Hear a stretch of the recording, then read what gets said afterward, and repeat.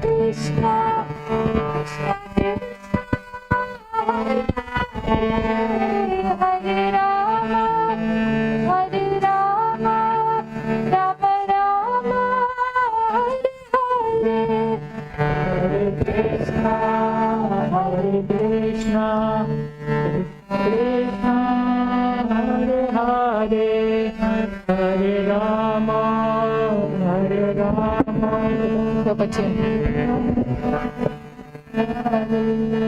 Hare Krishna, Hare Krishna, Krishna Hare Hare, Hare Rama, Hare Rama, Rama Rama, Hare Hare, Hare Krishna, Hare Krishna, Krishna Krishna, Hare Hare, Hare Rama.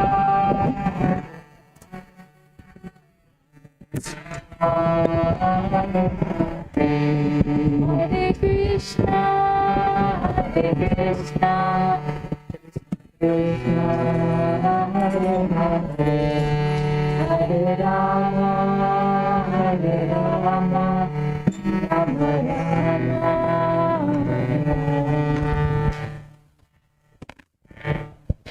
Isn't it nice? We're early. Not only on time, but early.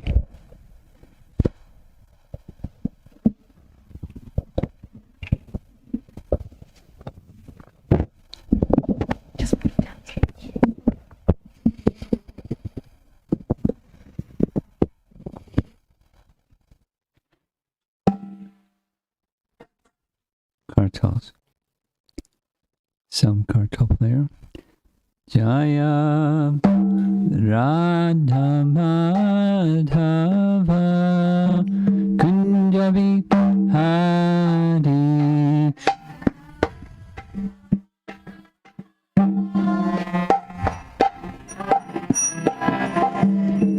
Jaya Radha Madhava Kunjabi Hari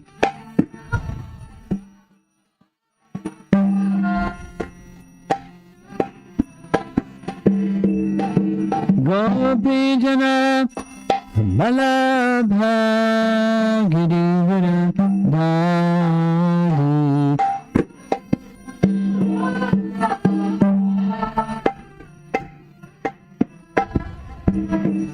Gopi Jana Malabha Girivara Dhari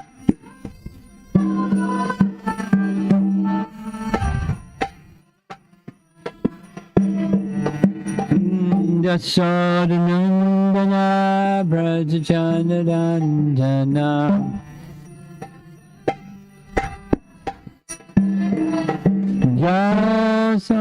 Yasodanandana Brajachanarandana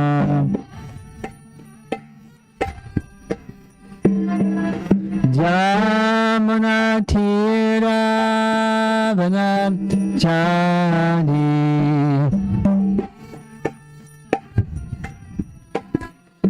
Jamana Tira Vanachari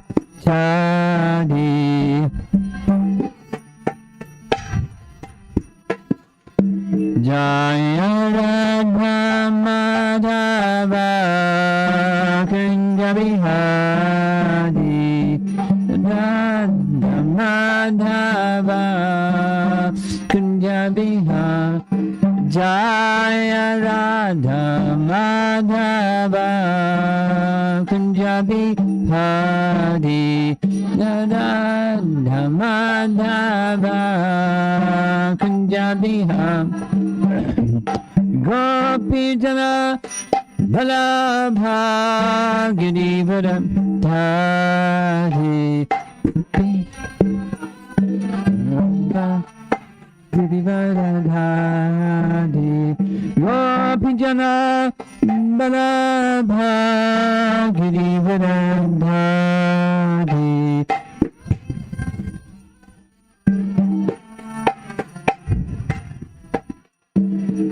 Jasodanandana Bhajajanarandana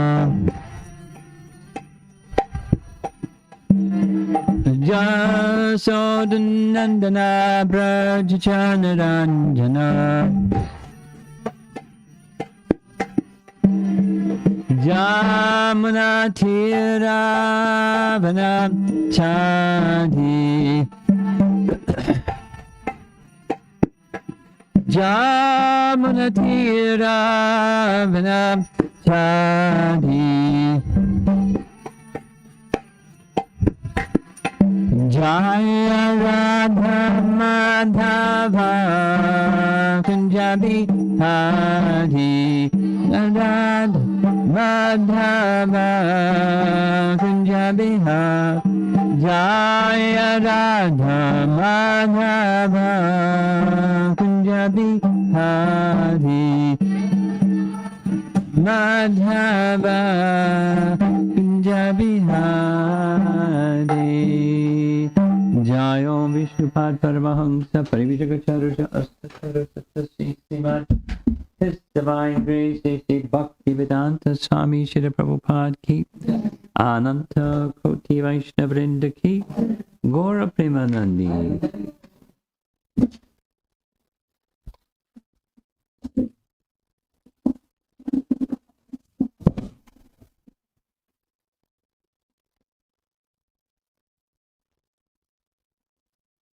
Nice, really.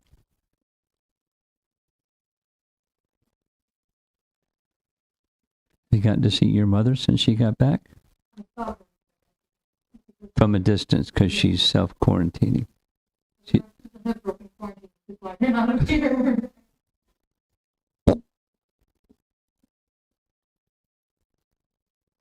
she's well, yes? Probably you heard if it was otherwise. You hear bad news, you don't hear good news. Okay, well, continuing with the Mahabharata questions. There were a few of them that didn't have answers, and compliments of Amol Bakshi in Houston. Thank you, Amol. There's now some answers to some of those questions.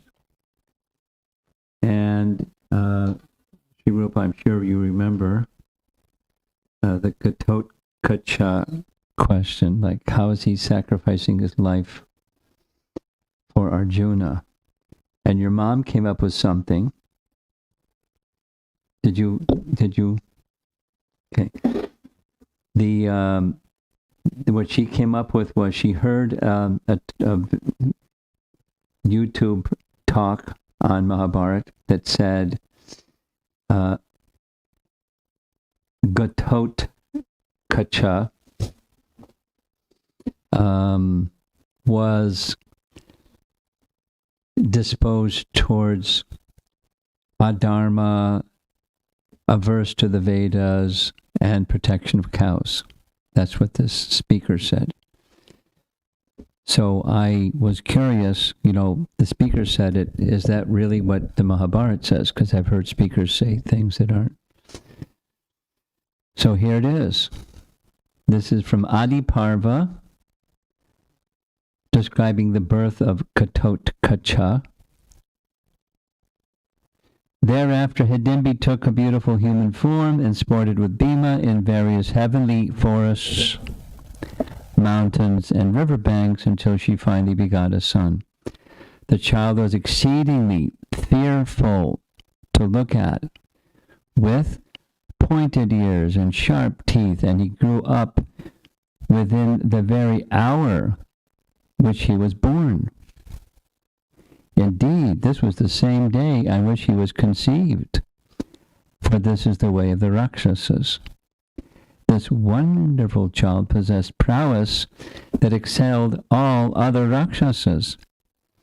And because he was bald, his parents gave him the name Gatotkacha,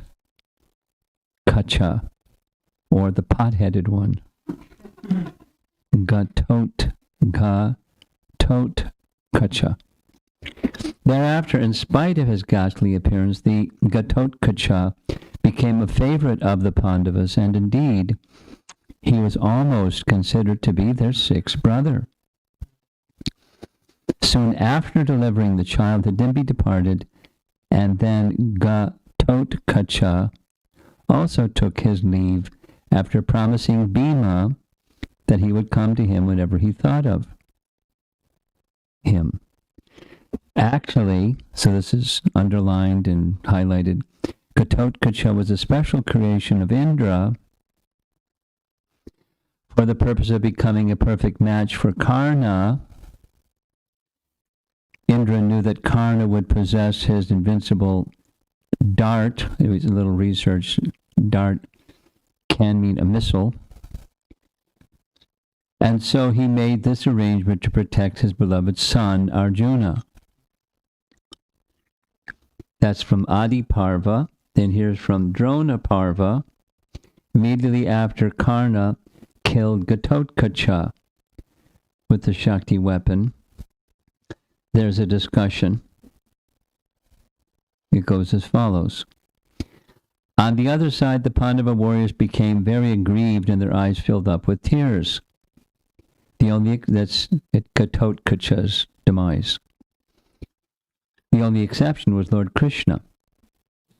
And although it seemed highly out of place, after the slaying of Bhima's son, he laughed loudly with great joy. Indeed, after warmly embracing Arjuna, Lord Krishna began to dance in ecstasy. Then, after once again embracing his dear friend, Krishna stood up on the chariot and repeatedly uttered exclamations of jubilation. This incongruous sight only served to aggravate the grief of the Pandava warriors. And Arjuna, who was extremely morose, then said, "O Krishna, such an exhibition of happiness on this sad occasion does not seem at all befitting to me. Still, there must be some very grave and inscrutable reason for your jubilation, and so I request that you kindly disclose it to me." Lord Krishna replied, "My dear Arjuna, listen to me, for I shall immediately dispel your grief. The reason I am so happy now is because Karna has wasted his infallible dart. Don't you see? Now you are free to fight with him without anxiety. Karna was the single greatest stumbling block in our path to victory. Indeed, if he were still in possession of his original celestial armor and earrings, then no one would have been able to vanquish him. Neither all the demigods, no, nor yourself with your Gandiva bow. Even now that Karna is bereft of his natural armor and earrings, and his prowess is only mild in comparison with that which he originally possessed, he still is the only one capable of killing you, and no one else, my dear Arjuna. There will soon arise a golden opportunity for killing Karna when his chariot wheel sinks into some mud. Do not worry, for I will inform you when the time comes. Oh, Arjuna, I want you to know that it is only for your sake that I formerly killed many great demons who had posed themselves as Kshatriyas. And even I had to accomplish such feats with the help of various contrivances." Arjuna inquired, "My dear Lord, what do you mean by saying that you had to kill all those demoniac kings with the help of some contrivances?"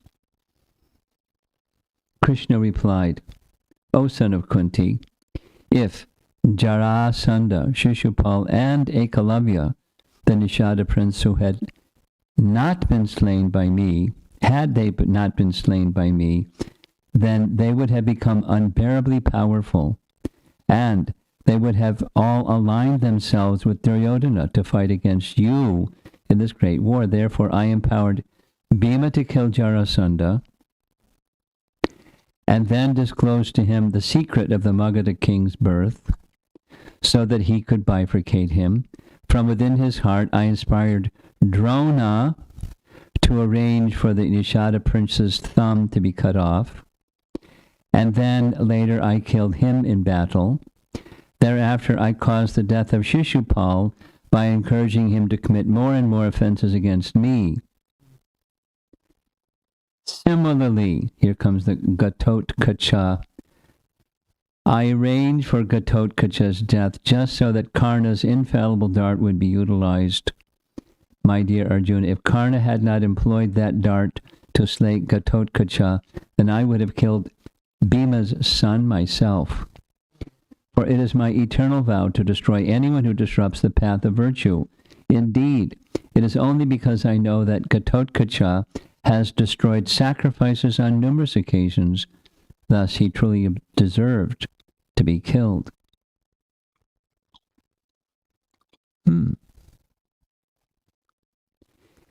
And then there was a discussion about Ashvatthama's Ashvatthama's killing the sleeping sons of Draupadi and why Krishna didn't protect.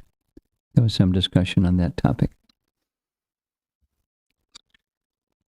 So, Amol Bakshi supplied in the Sauptika Parva. It is very clear that Lord Shiva was responsible for killing, and Ashvatthama was only the instrument. The reason, this is Amol, seems to be simply that their destined lifespan was over.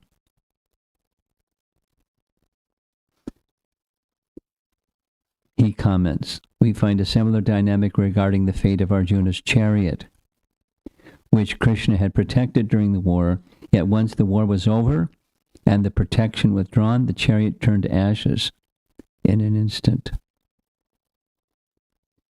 So here's the Mahabharata. Ashvatthama is particularly disturbed and angered at the way Duryodhana was defeated by Bhima. At this point, Duryodhana is not yet dead, although he is lying gravely injured and about to die. Ashvatthama, Kripa, and Kritavarmana are in a forest by the Pandava camp, and Ashvatthama has made up his mind to kill all the Pandavas and their sons that very night while they sleep. When he arrives at the Pandava camp, however, he sees a gigantic creature guarding it, and he is unable to defeat the creature.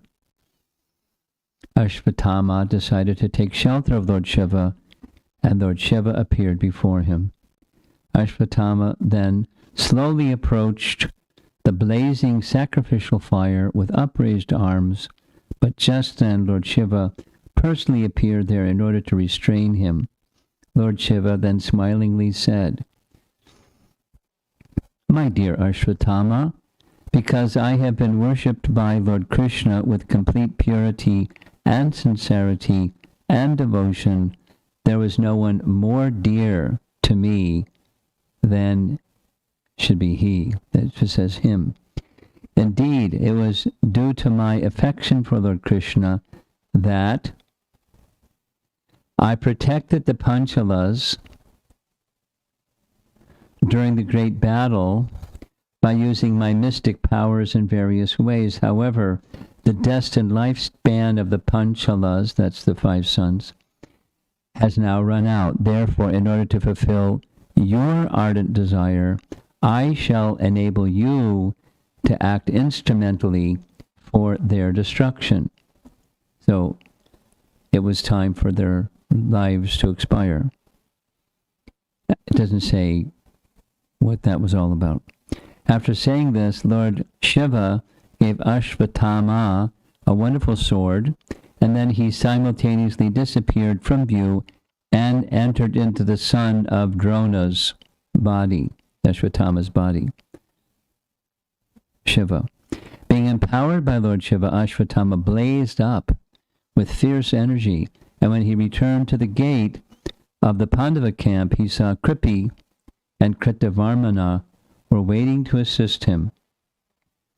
Therefore, by the mercy of Lord Shiva, he was able to stealthily enter the Pandava camp.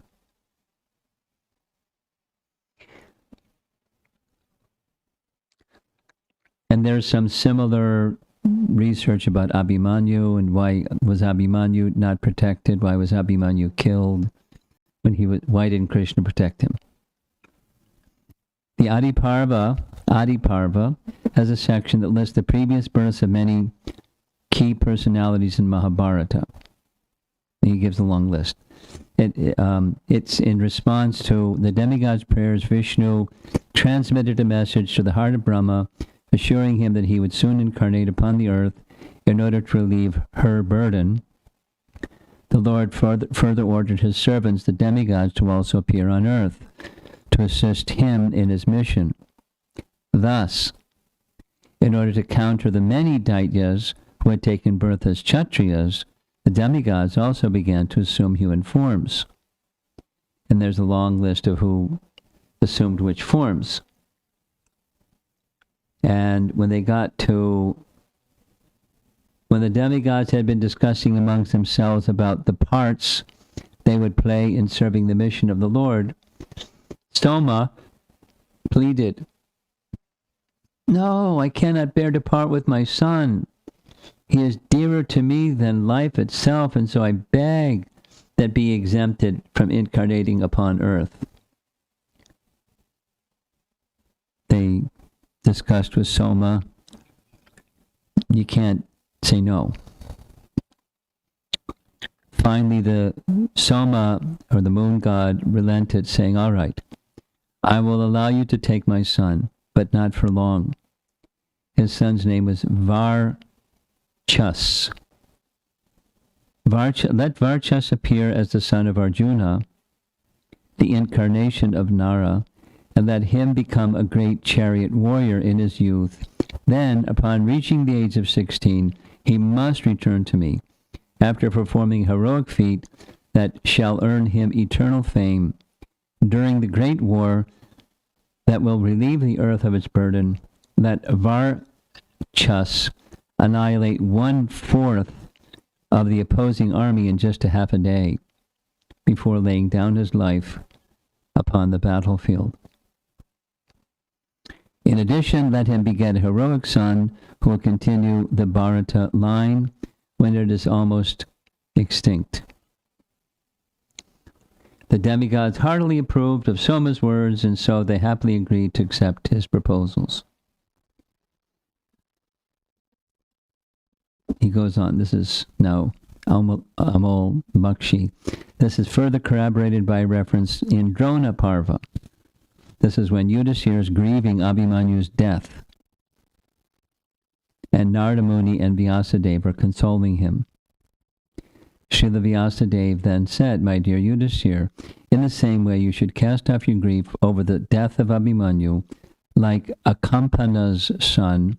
He is now enjoying life in heaven, along with Soma, from whom he had originally come." So, Akampanas from Ramayana.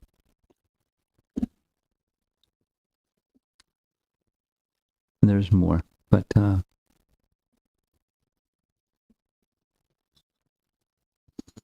won't read that. So we're back to Canto 10, Chapter 14, Text 21, 10, 14, 21. And the translation reads, Brahma's prayer. O Supreme Great One, O Supreme Personality of Godhead, O Super Soul Master of all mystic power, your pastimes are taking place continuously in these worlds, but who can estimate where, how, and when you are employing your spiritual energy and perform these innumerable pastimes? No one can understand the mystery of how your spiritual energy acts. If you remember, so the emphasis in this section of his prayers is going to his spiritual energy or his shaktis, material spiritual. It's a Sambandha Gyan description of Krishna's energies specific to his pastimes and his activities with Brahma. So here's what Vishwanath writes. You were born as Krishna to relieve the burden of the universe, and you appeared as Rama to kill Ravana. As the white, red, black, and Shama avatars, you institute religion. The purpose is not to defeat the false jnanis. Actually, no one can fully understand where you will appear, the purpose, the time, and the number of appearances that you will make. O unlimited Lord, cause of all causes, if your transcendental body were not beyond the modes of material nature, one could not understand the difference between matter and transcendence. Only by your presence can one understand transcendental nature, the transcendental nature of your Lordship, the controller of material nature.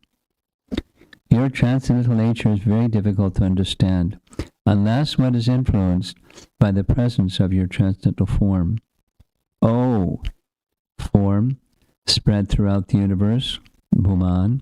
O Bhagavan, though you spread throughout matter, you are still full in your 6 opulences. Though you are full of all opulence, you also expand to witness everything as Paramatma. O Yogeshwara, because of your Yogamaya, you display such powers. Who can understand your pastimes performed through the 3 worlds? Why? Where? How? When? Your form is unlimited, spread throughout the universe, full of all opulences. It is not material, but everywhere in the 3 worlds. How is it possible to satisfy simultaneously all your devotees at all times with pastimes? This can happen because of Yogamaya. By your inconceivable energy, Yogamaya carries out the work of presenting various pastimes to various worshippers at suitable time. That was Vishwanath.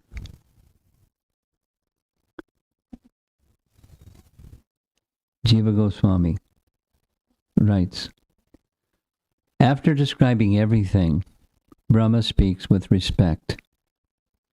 O unlimited Lord Bhuman, O Supreme Person endowed with all powers, Bhagavan, O Soul within all beings, or the cause of all beings, Paratman, O Lord spreading yourself over all time by your innate power of yoga, Yogeshwara, who knows how or when your pastimes will occur?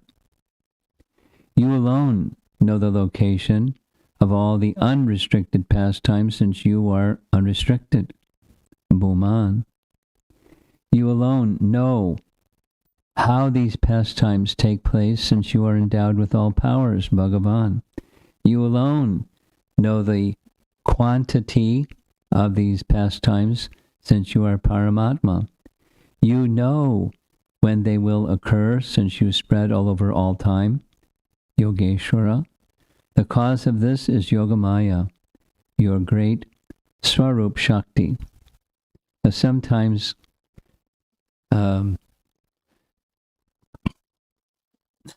Yogamaya is described or listed as a separate spiritual potency. Sometimes, like this, it's a subset of Swarup Shakti. Just different ways of analyzing and describing.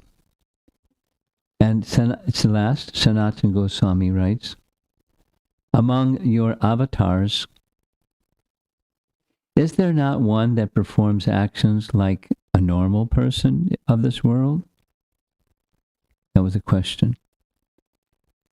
Response, who knows you? You are unlimited, Bhuman. You're endowed with all powers, Bhagavan. You reside within all beings, Paramatma. You can do the impossible, Yogeshwara. In the sequence of names of the Lord, they are gradually more difficult to comprehend and show the greater excellence of the Lord. Paragraph. You spread your Yogamaya. This is a special Shakti of the Lord, which is endowed with eternity, knowledge, and bliss. Thus his pastimes are real. This is explained in Bhagavatamrita. That's Sanatana Goswami's book. Or, Yogamaya can mean mercy. Maya can mean mercy. Endowed with power, yoga, shown to devotees. Your activities can be understood because, your activities cannot be understood because they are unlimited and filled with your powers. Or means it's an alternative rendering of the verse. Or, who are so many materialists seen even today? Why are so many materialists seen even today? Who can know your activities? They are generally bewildered, since your pastimes are difficult to understand, being spread with Yogamaya. That is suitable because you are Bhuman, Bhagavan, Paratman, and Yogeshwara. Since the Lord is inconceivable, his pastimes are inconceivable. That is the conclusion. The ignorant must surrender to your devotees for gaining knowledge of your pastimes. By this they are delivered, and by nothing else.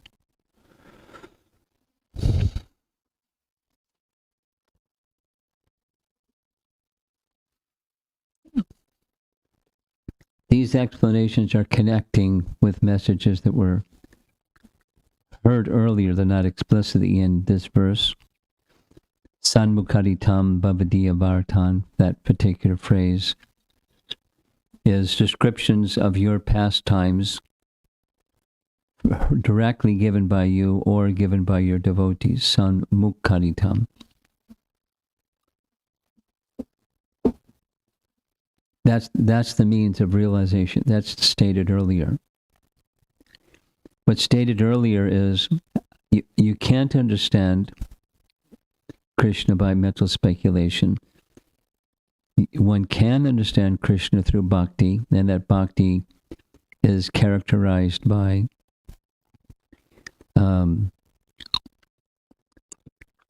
namanta eva,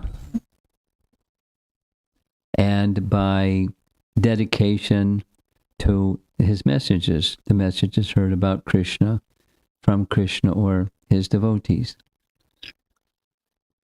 That's it's Bhagavad Dharma. Shravanam, Kirtanam, Vishnu Smaranam. That's Bhagavad Dharma. And Bhagavad Dharma is made possible through the agency of Krishna's devotee, and as it's being said, not otherwise. By this they are delivered, and by nothing else. So unfortunate people can be made fortunate. I mean, it's the basis of Chaitanya Mahaprabhu's Sankirtan movement, in one sense, is just being expressed by Brahma, only the language is different. But the message is, the unfortunate can be made fortunate by hearing and chanting and remembering the glories of the personality of Godhead. And all of those messages of the personality of Godhead, they're endowed with great potencies because they're manifested by the Lord who has great potencies. His Sarup Shakti manifests his form, his Sarup Shakti manifests his pastimes, his Sarup Shakti manifests the loving exchanges with his devotees. And those topics have those Sarup Shaktis. They have Nija Sarva Shaktis, all of Krishna's potencies within the name, or form or qualities.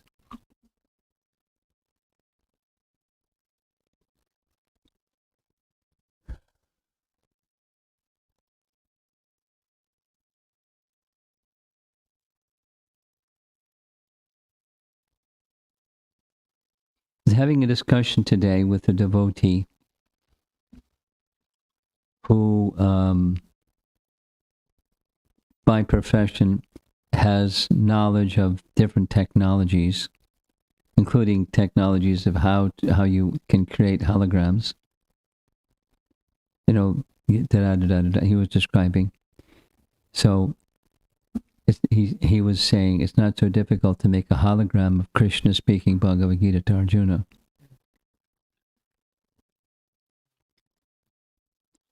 Now that would be a pretty wow experience.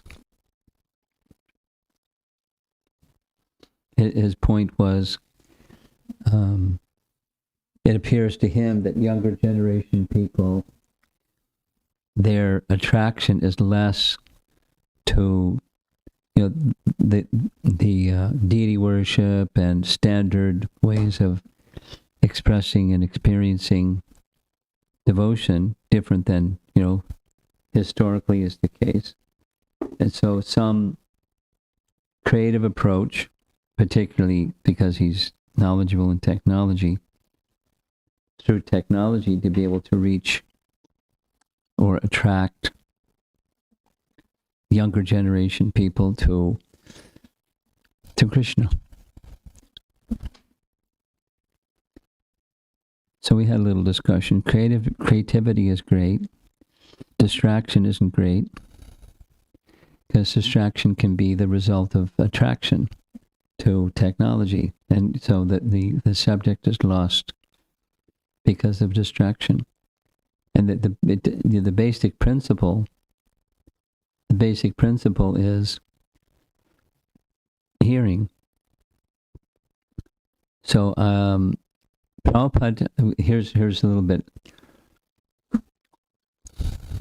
1974, I think it was my first visit to Vrindavan. And it was the first of what Prabhupada was calling the Mayapur Vrindavan Festival. What he wanted was the devotees in the West come to Mayapur and Vrindavan once a year for rejuvenation, because, you know, the devotees were intensely engaged in preaching, and to get spiritually rejuvenated, revitalized like that. So that was the plan. So when we went to Vrindavan, this is making this philosophy lighter, by the way. But it's still philosophy. One of the places we went was a temple that's not a Gaudiya temple. It's some other temple. The big, opulent temple. I forget the name of the temple. I haven't been there since. But on display in that, the reason Guru Das took us there, was on display in that gigantic, opulent temple was a three-dimensional exhibit that Bhaktisiddhanta had designed long ago. And it was a landscape of Vrindavan. Over here is Nandagram, and over there is Govardhan Hill, and over there is Radhakund, Shamakund, like that, Jamuna River. This landscape. And some trees and cows. And so underneath there was a series of chains that somebody over here was winding a crank, and there wasn't any sound, it just, other than the sound of the chains rubbing beneath the exhibit. But so the Krishna and the cows and the cowherd boys went from Nandagram to Govardhan Hill. You can hear all the, you know, the chains rattling underneath, and then they have to wind it back. They went backwards back to Nandagram. That was meant to give a visual depiction of Krishna's pastimes in Vrindavan. Following that same principle, Prabhupada had some of his artists go to Mayapur and learned how to make what was called dolls, using straw and plaster of Paris or clay or whatever it was. And then you make a model, because they would every year make murtis of Durga and Kali, and for Durga Puja, it's like, that's kind of profession. People knew how to do it. And you can drive by and see people on their front of their shop is all kinds of images of different things. So some artists were sent to learn the process. And the purpose of learning the process was to create the first American theistic exhibition called Fate. First American theistic exhibition, Fate. So then there was a team of people that were once trained. They were making dolls or dioramas of different, they designed what would be, so they made 2 sets. I don't think they made more than 2 sets. And that's where the changing bodies diorama came from, that principle. But the one that was made for the Fate at museums, one was Detroit, because I think Ambarish sponsored it, and the other was in Los Angeles, and it's still being operated. The one in Detroit kind of went off the map. As far as I know, they don't use it. In LA, they stopped using it because no one could keep up with the technology, but somebody figured out the technology, and they've been using it. It's a big hit. It's on one of the things to do when you go to Los Angeles. It's on the list.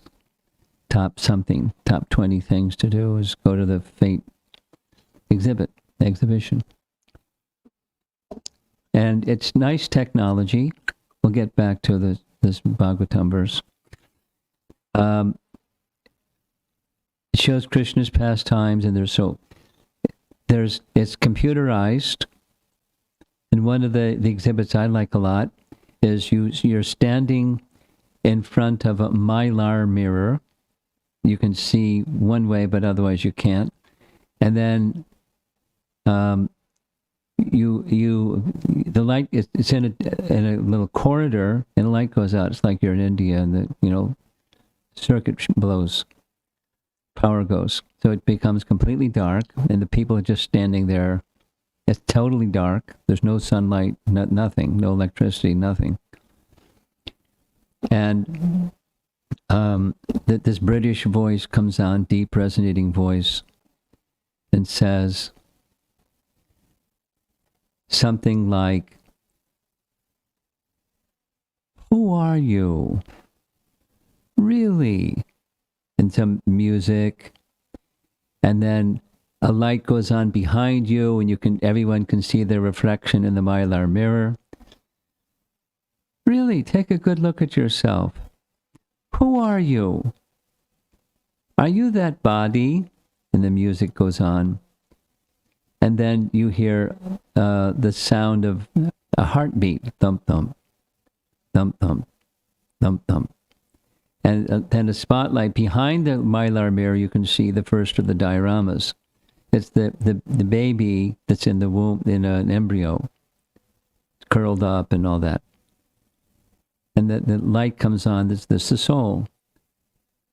There's a spark of life within all forms of life, and that spark of life moves from this baby body, and then the light dims, and then it's the next body. It's a little baby lying upside down, and you hear a baby's voice crying, wah, wah, wah. And and then the soul moves on. So that light goes out and goes to the next. And then you hear a boy bouncing a ball, and other boys in the background playing. The voice of little boys playing. And then that light dims, and it's a boy studying his books. Then it's a man holding a bag of money. So it goes, and then it gets to the end, and this old man is coughing, and he expires. He goes on to the next body. So it's using technology, the voice and lights and this and that, and in sequence and so on. It's teaching the message. So there's a devotee that knows about technology, is thinking how to use technology to reach audiences that it's not techno-savvy that kind of doesn't hold their attention so much. So I didn't do it yet, but I said I would write a letter to the TOVP folks because that's what they're thinking, how to deliver the message to millions of people that are coming from all over the world, captive audience, and take them into this place, that place, the other place, and teach them Krishna consciousness quickly. And at the end, they get a book, of course, or many books or whatever. So, holding attention of audiences through sound vibration may have its challenge, but yeah, that's it. You can't get away from that. So get people to that, you may have to do this and the other thing and something creative to get people to that position. But it's the sound vibration that elevates and transforms. It cleanses, lifts, and brings a conscious revolution, consciousness revolution through sound. And that's what Brahma is doing. He is explaining through sound how things that cannot be understood unless received through sound vibration method, they'll remain forever a mystery. And as mentioned in the morning class, that seems to be a strain running through all these verses. The process of Gyan will leave one in a dead end. You won't be able to understand. And you will be able to understand that which is otherwise unknowable through sound, at least, to some degree, because we're tiny and the unlimited is unlimited. But we can even get a picture of what's unlimited and not just throw our hands up in the air and say, yikes, I can't understand this. It's unlimited. It gives us something of a picture of the unlimitedness of the Supreme Personality of Godhead, and thus an inspiration to surrender and so forth. Very similar to the first verse of the Chaturshloki Bhagavad Gita verses. Aham sarvasya prabhavo matak sarvam pravartate, that one. Iti matva, thus knowing, iti matva bhajante mam. It's a catalyst for, let me serve him. Serve whom? Serve the Supreme Great, the Yogeshwara, Bhagavan, and so forth. Paratma. Or there's a short version of Paramatma.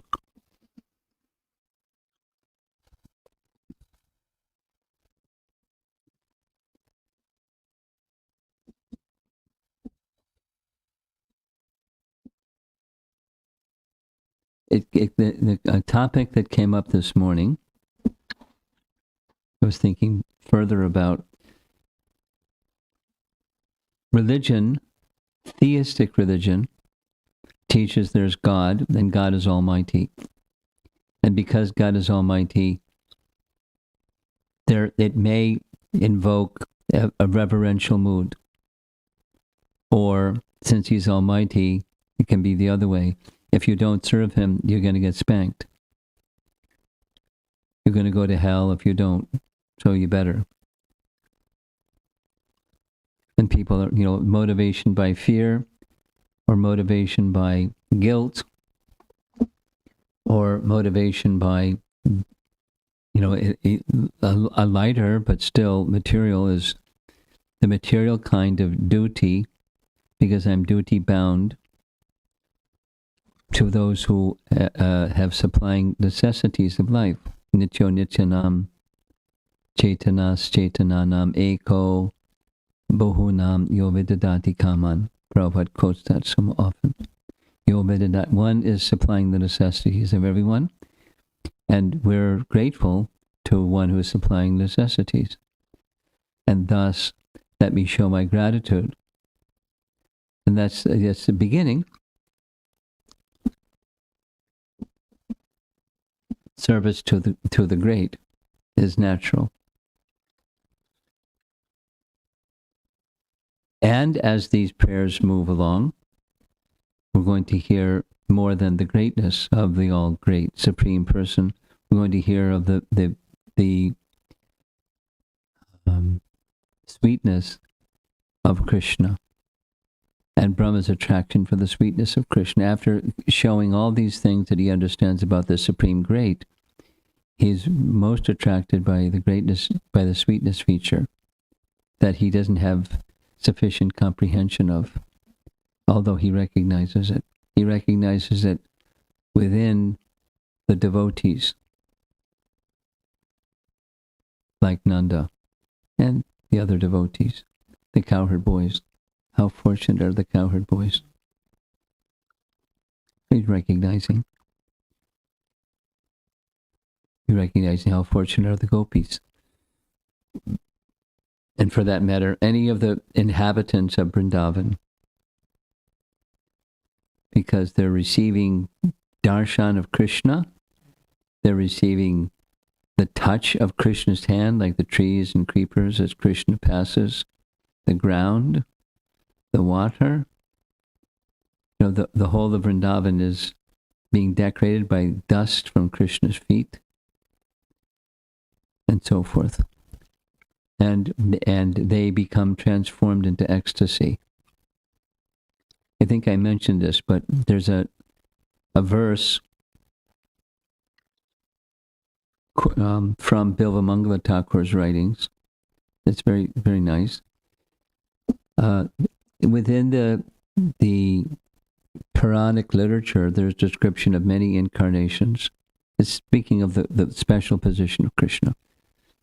Within the Puranas, there's descriptions of many incarnations, as this verse is speaking about, and they're all glorious. But as far as I'm concerned, where is that incarnation that transforms even non-moving and inanimate objects into the position of ecstasy? Just by touching them with his feet, or glancing upon them, or hearing the sound of his flute, they become transformed into ecstasy. And it's not described elsewhere. Lord Ramachandra was in the forest. Maybe some of those things happen, but we don't read about it. But it's often spoken about in relation to Krishna by different narrators, gopis being amongst them.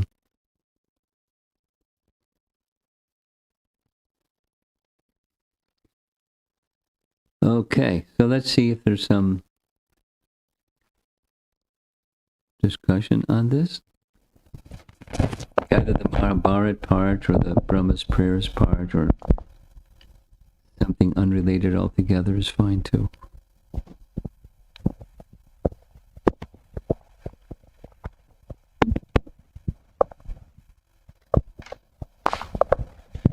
Kumash, I've been thinking about this. Lord Brahma was corrected by Krishna. In that correction, there is loving, caring, and mercy followed within it. Something I've been noticing it, when correction comes from spiritual master, someone who is guiding you, there is intention behind it. There's loving, caring, and giving mercy. But if you take a couple of steps downwards, that isn't the case. Sometimes just for the sake of correcting, or sometimes just a tendency of correcting, or sometimes just proving that you're wrong. Sometimes doing correction but not having a good intention. So how do we take those corrections?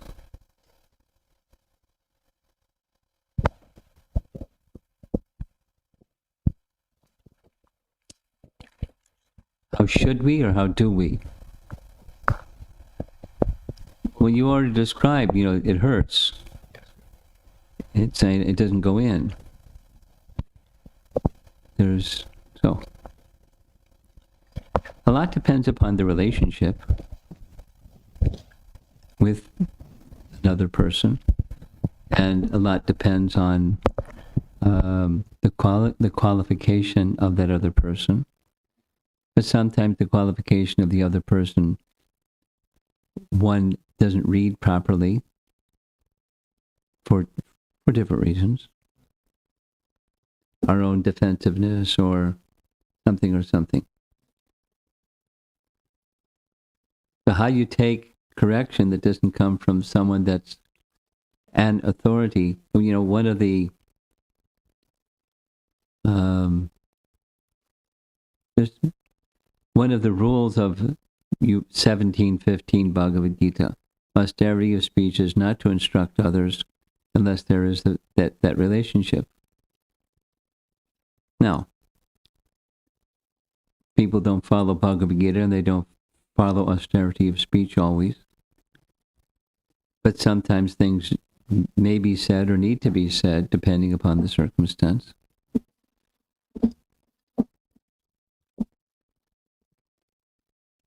So how you respond depends upon the circumstance. I would say, in principle, don't depart from the position of humble service to Krishna. Nothing. When you're fixed in the mood of humble service to Krishna, you're not dislodged from that by anything, good, bad, or mixed. So strive to stay in that position. And then consider, in the mood of service, what's the best service response. And then you're not struggling with, all the emotions of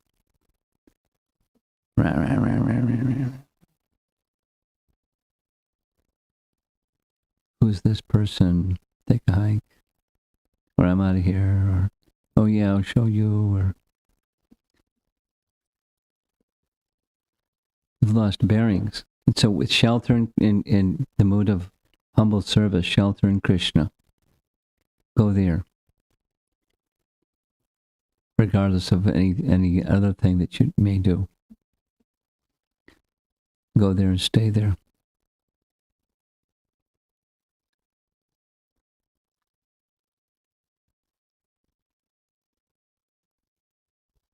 Anything else in the room? If not, we'll go online.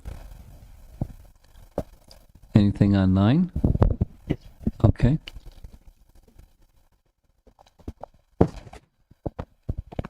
Shri Radhika Mataji has two questions.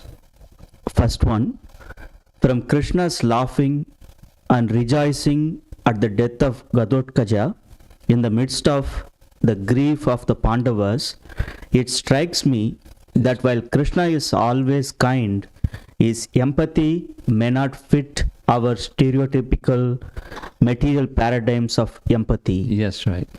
Perhaps I am not clear regarding what is spiritual empathy. Will you please comment? Well, in relation to Krishna and Arjuna's, they're inseparable, eternal associates. So how Krishna understands how Arjuna is going to respond to something and how Arjuna is going to respond to what Krishna does, it's not stereotypical anything. Her specific question is, what is spiritual empathy? Spiritual empathy is helping a soul come closer to Krishna. That's real spiritual empathy. And when it becomes directly Krishna to Arjuna, it's to strengthen his connection with Krishna. So, when you have a very, very special, unique, close relationship with another person, you may take liberties with that other person that otherwise you wouldn't take, or someone that doesn't understand the affection between you and that other person. They'll look at the exchange and go like, what's that? I'm thinking specifically, as I'm speaking, I'm thinking of a relationship between Trivikram Swami and Sridhar Swami, two god brothers. And there was a period of time when Trivikram Swami was visiting. Sridhar Swami was basing himself in New York, as was I. So we had breakfast and lunch together every day. And Trivikram Swami came to visit, and they had a long-standing relationship from somewhere. And, their exchange with each other was shocking.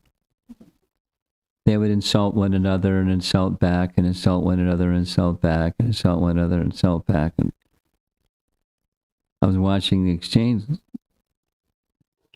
And they weren't like sometimes people do when they're insulting. They either get really angry or they just laugh. They were doing neither. They just kept insulting and insulting. And I said, Maharajas, how can you speak like this with one another? And they said, you don't understand. It's just a loving exchange. I said, I definitely don't understand. But it was fun.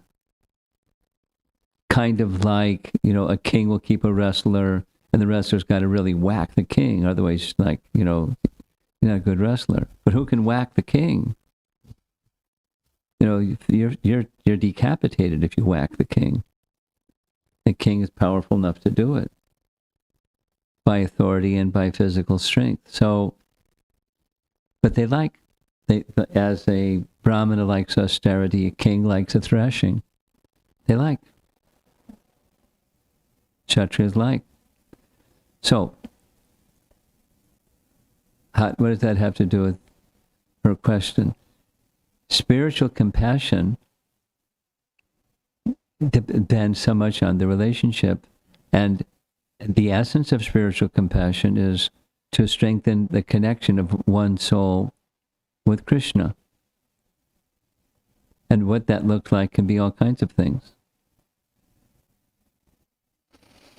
Depends on the relationship and the intimacy and how the understanding of one another.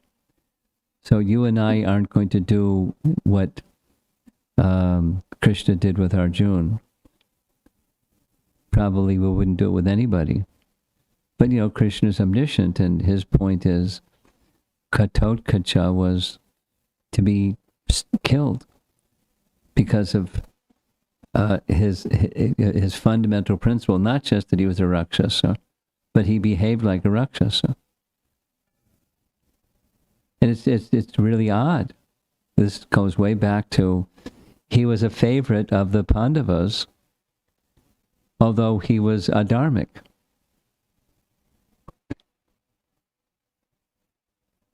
But Krishna, anyway, not just because he's a relative, you spare the relative, but if he's adharmic, then you put your foot down.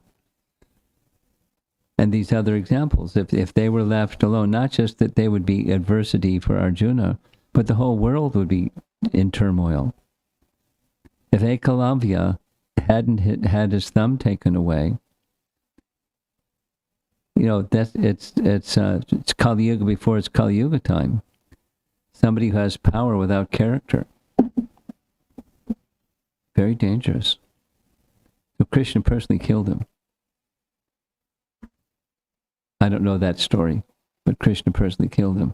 Now, how did Krishna personally kill him? Because he's not supposed to be fighting in the Kurukshetra battle.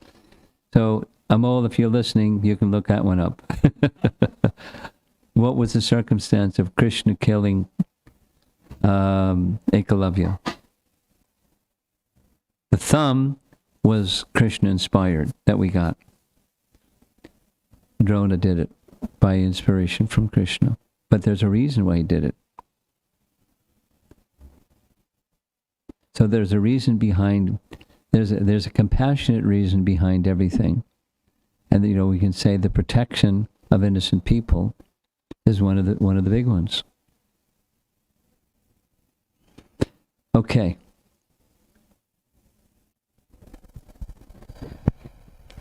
Second question from Shri Radhika Mataji. Is it correct to understand that the purpose of Lord Brahma's praising the sweetness of Vraja pastimes at the end of this very lengthy and high philosophical prayers is to show the superiority of Madhurya over erudition. Yes. That is, he who can build the universe, he who can understand all these subtle things about Krishna, is feeling, there's so much more than this, and that so much more is the Brijvasi's love for Krishna. He's at the top of the mountain saying, I'm not at the top. The topmost is the Brijvasis. Yes. Next question is also from Shri Radhika Mataji. I am checking if my understanding is correct from the recently concluded retreat. Hindsight is 2020, no pun intended. Looking back, I can see how an ordeal I passed through has brought me to a place of being able to receive greater mercy in my current new situation. When we are going through an ordeal, we might not have the clarity to see the light at the end of the tunnel. So during that time, is it gratitude within our relationships that can help provide us a sense of shelter? Yeah, and patience also. And a sense of connection. I mean, gratitude and connection are closely tied together. If you're in a position of shelter, you can pass through any storm.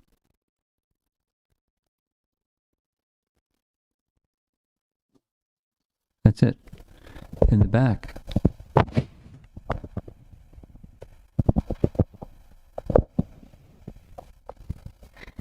Hare Krishna Maharaj, I really appreciated the diorama that you were describing about Changing bodies. the changing bodies. And I was also thinking that while we may know the philosophy very well, it's very important to present the philosophy in a way that's attractive and understandable and Yes. relatable to people. Yes. And I was also thinking that, sometimes it may take, of course, we can try to do it on our own, but it's helpful to receive guidance from somebody who has already done it. Mm. Then it saves a lot of our time Yes. in learning. So, do you have any suggestions, like where we could, approach somebody and take some guidance regarding presenting Krishna consciousness? Well, it depends on what your thing is or what your disposition is. And this particular devotee, the starting point and the middle point and the ending point was his fascination and his knowledge and skill in technology. I mean, he knows how to make holograms. He knows the science of it, and he could do it. And it's very expensive, but so what I suggested in his case was technology-wise. Let's go to people that are using. I gave 3 different examples, and go to them and see.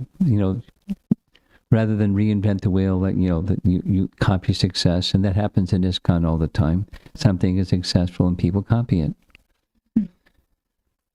They'll do it in their own way, but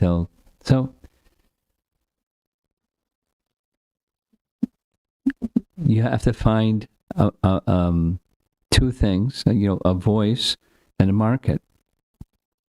Who's the audience that you feel you can relate best with, and what are their sensibilities, and then you try to connect with it, and you experiment, and you modify, and you go forward with it. You may recalibrate. So get an idea of your own voice, where you can relate best with audiences, and then you look at models. Those 3 things. What's out there already?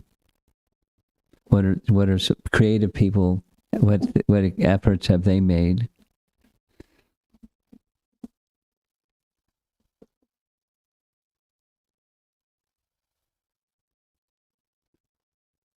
one of the just when you're pausing, one of the mediums these days, because of the COVID situation, is little snippets of something that can be played again and again, reaching audiences you don't even know. You don't even know if they know you and whatever. But, short, because attention span is short messages that have some graphics and some things, some stirring message. Doesn't have to be shocking. Just something that's moves the mind or moves the heart, or both. But that's become part because of COVID and for other reasons. It's become a creative way to reach people.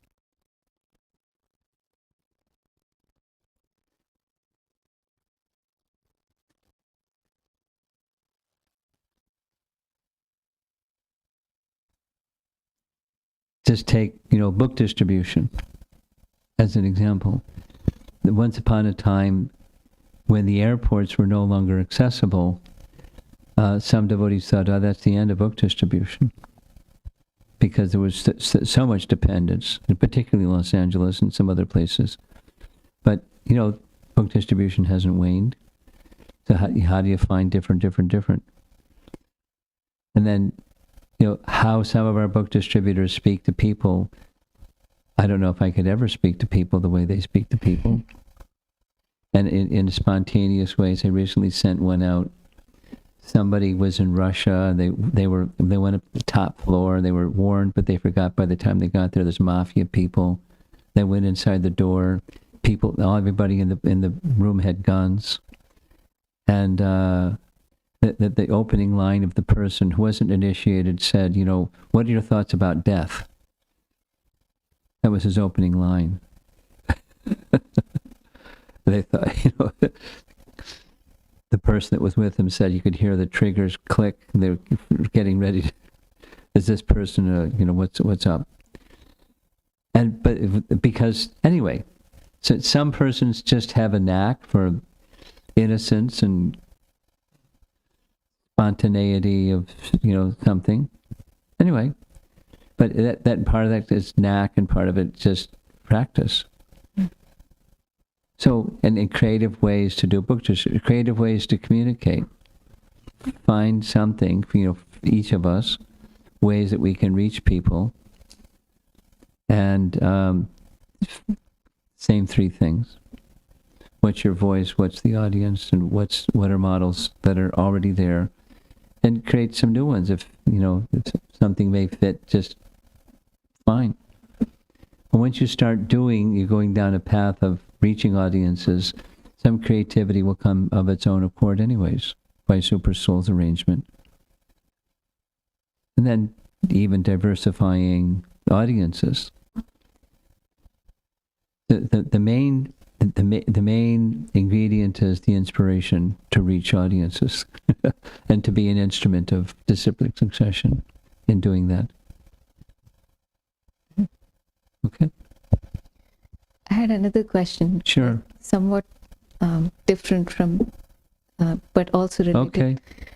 My question was, while it is very practical that when we are learning something, like it's nice to approach a devotee and like follow them and gain from their experience. Like no one is perfect. Like they have a skill, but at the same time there is also some human defect that Okay. that everybody has. Yes. Or most people have. Yes. So how do we still value the person and at the same time guard against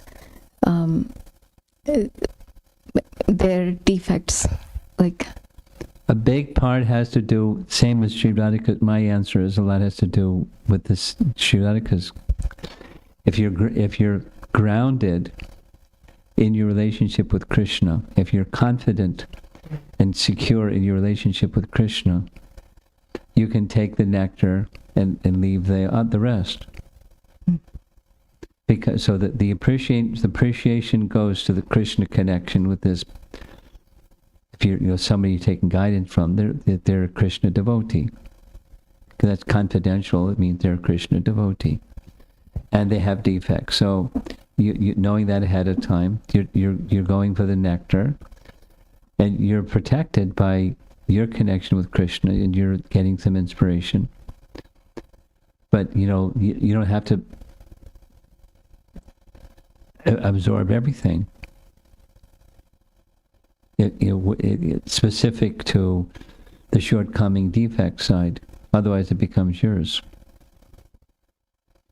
The blind following. So therefore, so that the connection, and ultimately our founder Acharya, the pristine example. And that's a place where you need to keep that connection strong. Reading his books and hearing his lectures and reading biographies about his life, and that's one of the things he just added from this GBC strategic planning team is there's the snippets, little 3-minute audio recordings of memories of Prabhupada. Anyway, little keep the connection strong, the spiritual connection strong, and then whether the source is infallible, and then you can mix with people that are inspirational but fallible, and you're protected because of that connection with the infallible. Not in a judging position or a guarded position, just you're protected. And your power of discretion or discrimination is on, but not judging. Okay? Yes, Maharaj. Thank you. Yeah.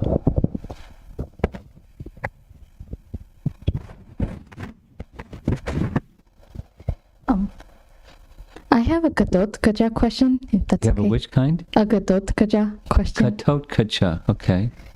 I'm just trying to understand, is it possible to see his behavior as related to his body, his Rakshasa body, like his tendencies coming from that? Yes. Yeah.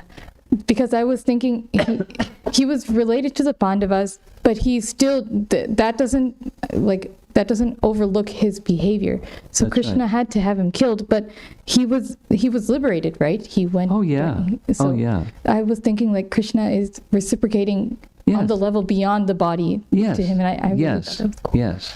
Now there are cases where someone may be like, let's take Ritrasura.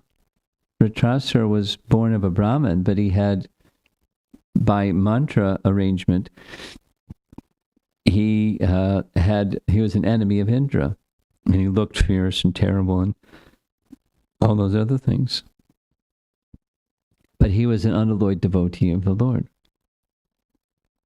That was what's inside. In the case of Katotkacha, it's more puzzling. We've already covered it several times, but because he had affection for the Pandavas, one would expect that he would have become purified of those lower tendencies. But he wasn't. He was in at least what we just read. He was interrupting yajnas. He was doing Rakshasa business. Who knows what he was doing when he interrupted the yajnas? Was he eating the brahmanas, having a Brahmin feast, or whatever it was? But disturbing Vedic culture, disrespecting Vedic culture.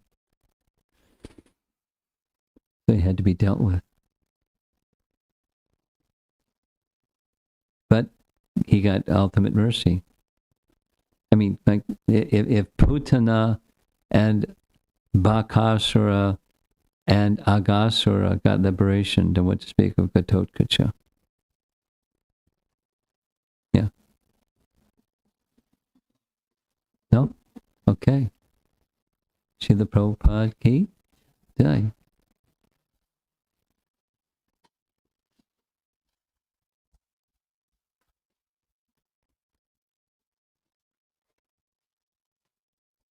You know what? I think I'm going to skip the Mahaprasadam because it's the same people.